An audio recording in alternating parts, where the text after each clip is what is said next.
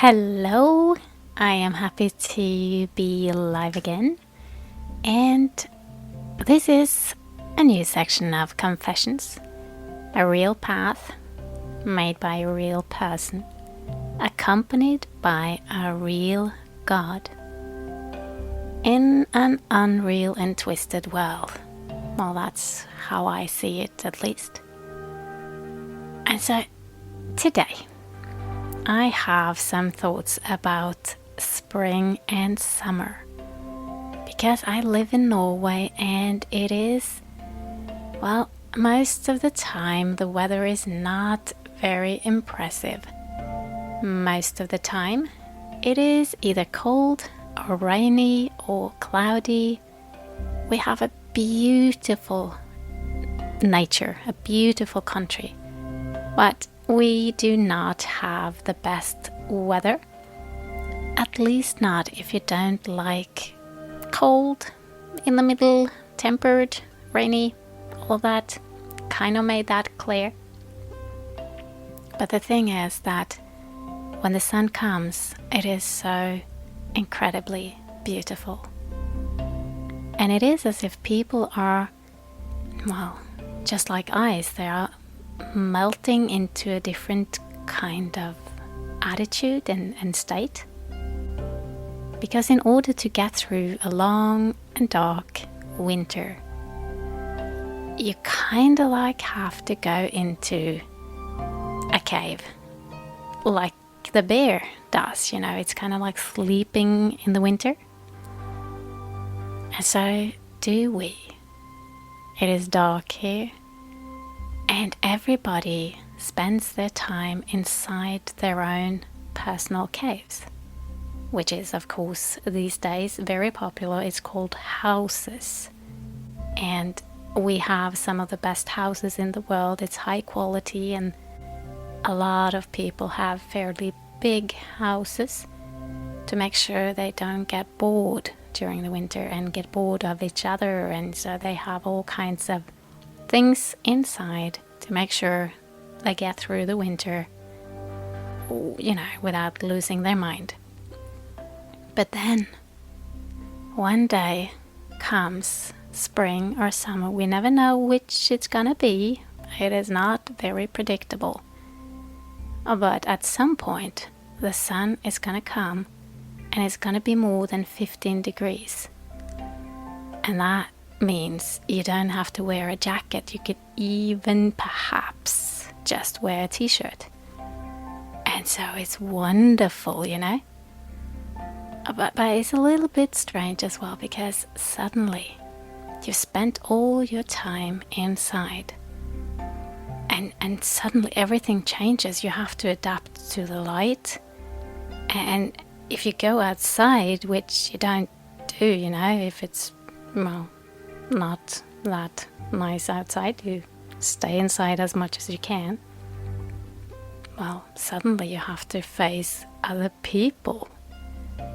Can you imagine? You go outside and there's people in their gardens and you know, around. That's not very easy for somebody who spent their whole winter in the cave. And not only that, they actually get to rediscover that underneath all this clothing, there's skin. We have this, you know, skin under there. We have a white kind of like body, and there's toes. Oh my god, I haven't seen my toes in decades. Well, at least months. And so it becomes this adventurous, creepy thing where you have to adjust and think, you know, is it proper? Do I look okay with this skin thing? Can I go outside?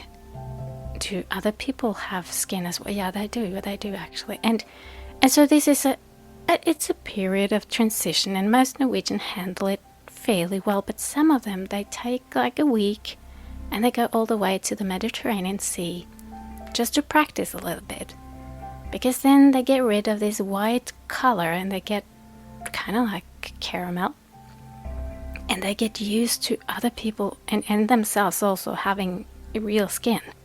Not just trousers and sweaters and things, but skin. And so then they come back and they're kind of like so cool about it because they actually been around skin recovering or rediscovering this phenomena that it does exist, and it's quite handy indeed, and that the warmth is indeed very comforting. And still, when they peel off all these layers, the real thing comes out, and it's kind of like it makes you aware of your vulnerability. So why am I spending my time talking about this? I am joking, of course. Norwegians, they do go outside, well, all year round, no matter what weather it is, but most of our time we spend inside when it's bad weather. But it's a reality. When spring or summer comes, we have to face a different level of ourselves. And we're digging deeper, and we are reconnecting with a different part of ourselves that is not visible as long as we have all these layers on top. And so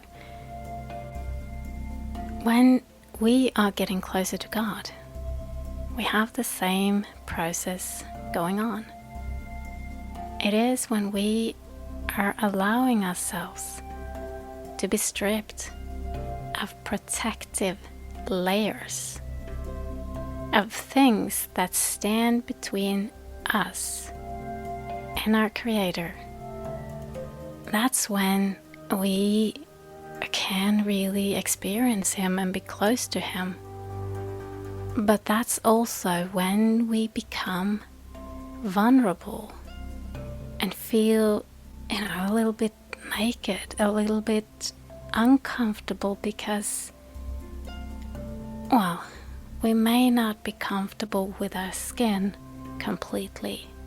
We become so aware of the fact that we are not perfect. It is easy to have the perfect image of yourself if it's covered by lots of stuff, but when you peel this stuff off, truth comes to the surface, and, well, it's not always what you want it to be. And, well, still, this is what God wants. He wants us to be vulnerable and humble in our imperfection. And that is not a very human thing. We don't like to show the bad sides. We like to cover up the bits that, are not so pleasing. Yet, we see time and time again that God wants the real thing. And if there is anything bad, then who else can we give it to and be honest about it to than Him? And so let's use this moment to just dig in and say, okay, God, I have this thing in my life that I am ashamed of. I know I am not doing what I was supposed to do or what I've learned that is the right thing to do, and it's just bothering me because I know that it's wrong. But I keep doing it. That's how it is. And then sometimes perhaps I pretend, or I try to make it not so because I really want it to not be so. But the fact is that it's still like that. And so I ask you, God, just for forgiveness that, well, reality is that it is so, and I'm not perfect. And until I am, like really in my core, until it is a reality, then I ask that I can remain exactly who I am in front of you and not ever have to pretend to be something that I am not yet. I put my hope in you that I will be more of what I want to be and more of what you have shown me that I can be, but also I rest in you that I can be who I am right now and be loved for that, although I am not the one I wished I could be.